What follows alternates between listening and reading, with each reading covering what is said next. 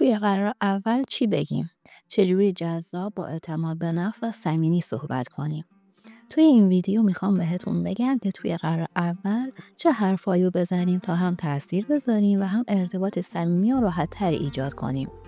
خیلیامون تو اولین قرار یا تو اولین دیدارمون دچار استرس میشیم و نمیدونیم از کجا شروع کنیم یا چه موضوعاتی رو حتی مطرح کنیم.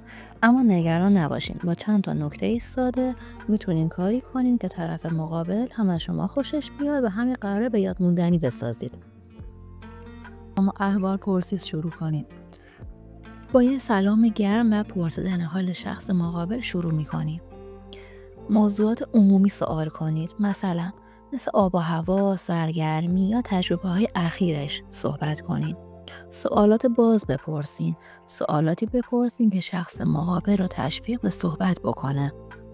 مثلا چه چیزی علاقه‌مندی یا چه کارایی دوست داری در وقت آزادت انجام بدی. گفتگو درباره علاقه‌مندی ها، درباره فیلم ها، کتاب، موسیقی یا ورزش‌هایی که هر دو بهش علاقه‌مندین صحبت کنین.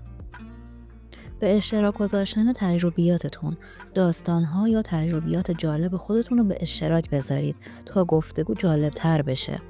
یادتون باشه که هدف از قرار اول ایجاد یک ارتباط راحت و دوستانه است. تو قرار اول صحبت کردن میتونه کمی استرس‌زا باشه، اما اگر دوستانه و کمی طبیعی پیش بریم میتونیم تجربه خوب و خاطر انگیز داشته باشیم. به عنوان مثال خودتون رو راحت معرفی کنید. شروع مکالمه با معرفی مختصر کوتاه خودتون رو معرفی کنید و اینطوری میتونین یخ بین هر دوتا شکسته میشه. مثلا میتونی خیلی جالبه که بالاخره از طریق فلان دوست مشترک یا محل کارمون یا فلان برنامه با هم آشنا بشیم. یا چقدر خوبه که امروز تونستیم همدیگر رو ببینیم بالاخره. 2. درباره علایق و سرگرمی هاتون بپرسید. این موضوع همیشه جواب میده، چون هر کسی دوست داره از چیزهایی که بهشون علاقه‌منده صحبت کنه. مثلا چند تا سوال پیشنهادی. معمولا وقتهای آزادت رو چجوری میگذرونی؟ به فیلم یا سریالی علاقه داری؟ آخرین فیلمی که دیدی چی بوده؟ مثلا اهل سفر هستی؟ بهترین جاهایی که تا الان رفتی کجا بوده؟ از تجربیات مشترکتون حرف بزنید. مثلا شما قبلا یه چیزی دربارش میدونین یا فهمیدین، میتونین مکالمتون رو به اون سمت ببرین. مثلا بهش بگین راستی شنیدم که تو مثلا فلان طراحی رو میکنی یا فلان ورزش رو انجام میدی، از کجا شروع کردی؟ چون منم خیلی به این فعالیت یا به این موضوع علاقه دارم. چه چیزی در موردش برات جذابه؟ درباره خودتون به اندازه کافی صحبت کنید. لازم نیست که تمام مکالمات رو با سوالاتتون پیش ببرید. اگر کسی ازتون سوالی کرد با صداقت و کوتاه جوابشو بدین. مثلا من فلان فعالیت رو خیلی دوست دارم، بهش علاقه دارم چون به من حس خوبی میده، یا همیشه دوست داشتم فلان هدفمو دنبال کنم، هم بعد دارم روش کار میکنم چون خیلی بهش علاقه دارم. شوخ‌طبع باشین اما زیاده روی نکنین.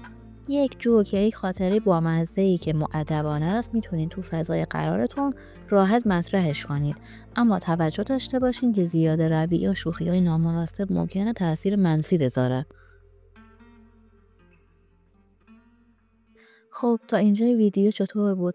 اگر از این ویدیو خوشتون اومده حتما لایک کنید، کانال من رو سابسکرایب کنید و برام تو قسمت کامنت ها نظرتون رو کامنت کنید. از صحبت‌های سنگین و حساس پرهیز کنید. توی قرار اول بهتره از موضوعات بحث برانگیز مثل سیاست، مذهب یا روابط گذشته‌تون خودداری کنید. این موضوعات بحث برانگیزن و ممکنه باعث ناراحتی یا سوء تفاهم بین دو طرفه بشه. به زبان بدن توجه کنید. اگر طرف مقابل به موضوعی علاقه نشون میده، مکالمه رو به اون سمت ببرید و ادامه بدید. اگر به نظر میرسه که از موضوعی ناراحته یا بی‌علاقه است، موضوعتون رو سریع تغییر بدید. مکالمه رو مثبت نگه دارید. سعی کنید از غر زدن یا منفی بافی خودداری کنید و به جای این درباره چیزهای مثبت و هیجان انگیز صحبت کنید. قرارتون رو خلاصه کنید. قرار اول نباید بیشتر از 45 دقیقه طول بکشه، چون بس به بیراهه میره و به چیزای بیخود کشیده میشه دخترها حس میکنن که تو مثلا اون فرد اولین قرار عمرشه، یه آدم هوله یا هوسرانه و ناراحت میشن و خوششون نمیاد. این نکته بسیار مهمه. خاطرات گذشته. ببینین خاطره گفتن فضا رو عمیق‌تر میکنه، یخ دو طرف هم آب میشه، اما خاطراتی که نباید راجبشون حرف بزنید، خاطراتی که توش مثلا قربانی بودین یا یکی ازتون سوء استفاده کرده، خاطراتی که نشون میده شما آدم ضعیف و خجالتی هستین، اینا رو به هیچ عنوان توی قرار اول نگین. به جای حرف زدن سوال بپرسین. سعی کنید اوایل خیلی کم راجع به خودتون صحبت کنین، اما در عوض کاری کنین که طرف مقابلتون بیشتر از خودش بگه و اینطوری شناخت بیشتری ازش پیدا میکنین. هرچی بیشتر بشناسینش بهتر میتونین باهاش ارتباط بگیرین. حالا چه سوالی اصلا ازش بپرسین؟ آرزوهاش، اینکه از زندگی چی میخواد، اینا رو ازش بپرسین. دوست داره تو زندگیش چه چیزایی داشته باشه، اصلا به چی میخواد برسه. میتونین قبلش یه ذره از خواسته های خودتون رو بگین و بعد توپ و سری بندازین توی زمین اون. اینطوری اونم ناخودآگاه شروع میکنه به حرف زدن راجع به خودش. و در آخرم بگم که استرس توی قرار اول نرماله. هر چقدرم شما تجربه داشته باشین بازم یکم استرس دارین، پس خیلی سعی نکنین که همه چیزو عالی جلوه بدین. راحت باشین و با اعتماد به نفس صحبت کنین. در آخر تشکر کنید. وقتی که قرار شما به پایان رسید با تشکر از طرف مقابل و حس خوبی که واسهتون ایجاد شده از اینکه واسهتون وقت گذاشت برای ملاقات تشکر کنید. مثلا بگین خیلی خوشحال شدم از اینکه امروز شما رو دیدم، واقعا از این صحبت لذت بردم، امیدوارم بازم بتونیم همدیگه رو ببینیم. نکته خیلی خیلی خیلی مهم، خودتون باشید. سعی نکنین خودتون رو کسی نشون بدین که نیستین.